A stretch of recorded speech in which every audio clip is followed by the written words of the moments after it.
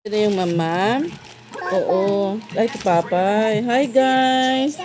May tinapay na yung apo ko, guys. Oo. May papay na, oh. Kasi wala daw siyang pagkain kanina. Papay.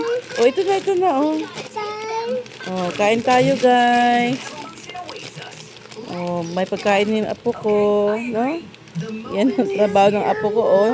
Nagre-reklamo, nagugutuman pa siya, oh. Ilagay na yan, no? Nanamnam. Okay, kain na. Wow. Ang sarap naman niya. O, bake na ba?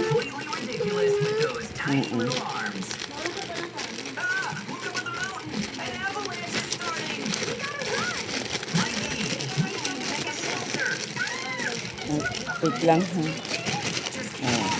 Ito, sarap naman yan. Kilala niyo pa ba itong tinapay na to, guys? Ay!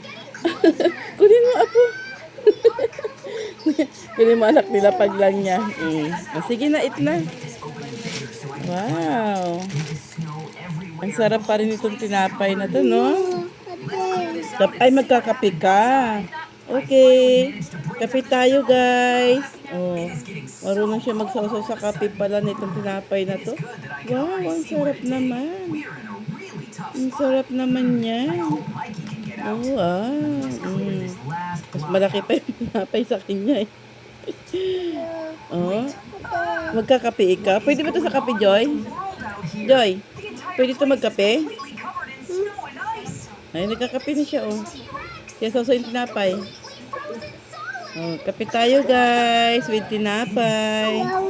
Oh. Okay. Oh, sige, eating. Okay, bye-bye, guys. Ang sarap ba?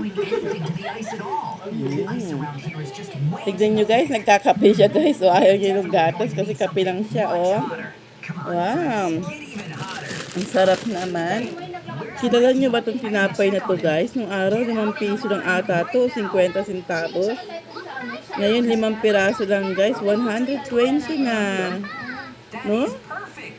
Pero buhay pa yung gantong tinapay, oh. Pero masarap naman siya sa bakery. Masarap ba? Wow. Ayaw na? Wow. May kape. Sausaw daw siya ng kape. Galing naman ng apo ko na yan. No? Ang sarap na. Okay.